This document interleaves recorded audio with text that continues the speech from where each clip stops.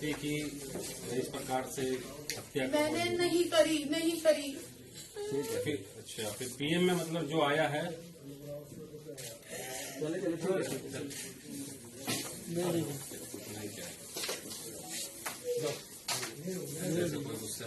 18 second की इस video को देखा आपने, कैसे ये महिला रोते हुए तिलमिलाहट के साथ कैमरे पर बोल रही है कि मैंने हत्या नहीं की।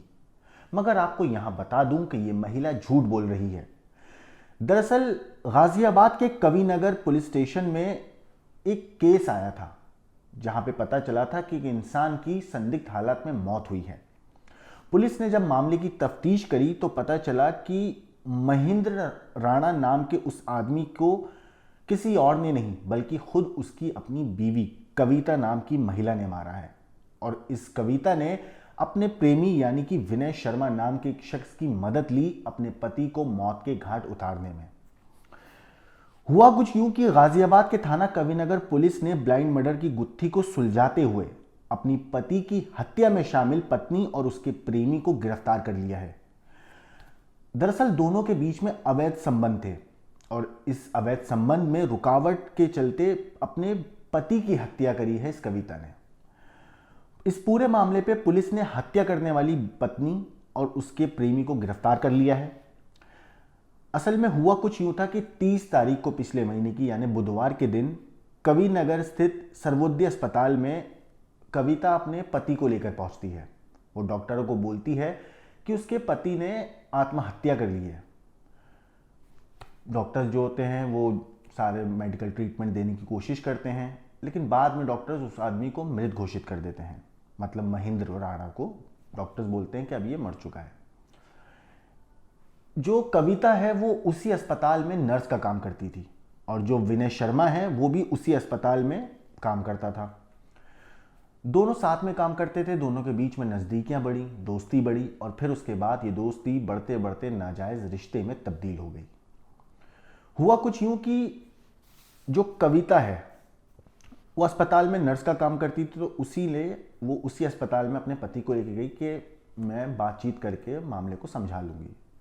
संभाल लेने की एक ओवर कॉन्फिडेंस था कि मामले को संभाल सकती है वो। तो उसने बताया कि उसके पति ने सुसाइड किया। वो अस्पताल स्टाफ को भरोसे में लेने में लेकिन नाकाम साबित हुई। अस्पताल द्वारा इस पूरी घटना की जानकारी स्थानीय पुलिस को दी जाती है।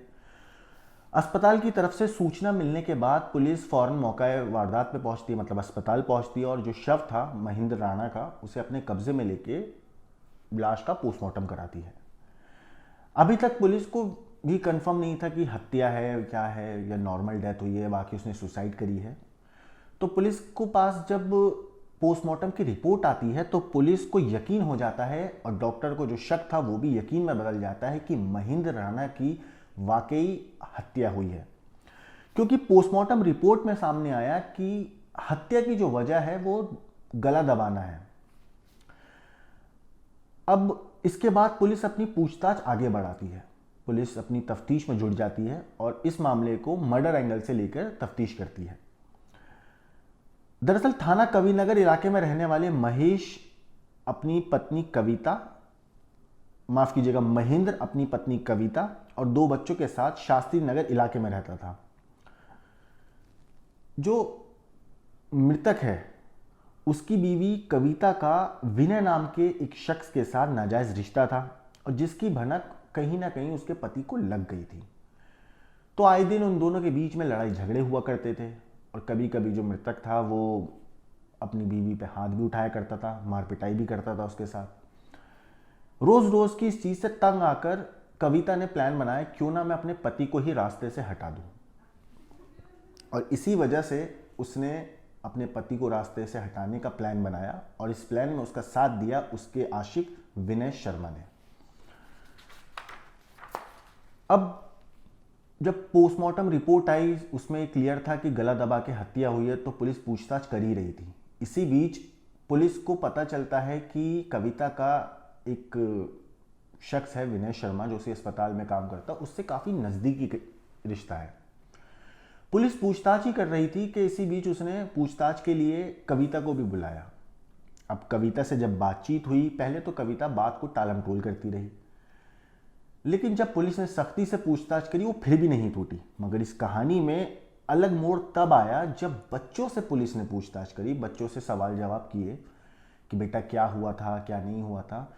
तो बच्चों ने बताया कि माँ पापा के सीने पे बैठकर उनका गला दबा रही थी, जिसके बाद ये साफ हो गया कि जो मृतक है महेंद्र राणा, उसको मारने के पीछे कोई और नहीं बल्कि उसकी अपनी बीवी कविता है। फिलहाल कविता और विनय दोनों पुलिस की गिरफ्त में हैं और अपने किए हुए गुनाह की सज़ा काटने की तैयारी कर रहे हैं, लेकिन अभी भी कविता इस बात को मानने से बिल्कुल इनकार कर रही है कि उसी ने अपने पति को मौत के घाट उतारा है। फिलहाल पुलिस तफ्तीश भी कर रही है, जांच में भी जुटी हुई है, अलग अलग एंगल से हर तरह से पूरे मामले को समझना चाह रही है। इस तरीके की कहानी के ऊपर आपका क्या कहना है, आपका क्या सोचना है, हमें कमेंट करके ज़रूर बताएं।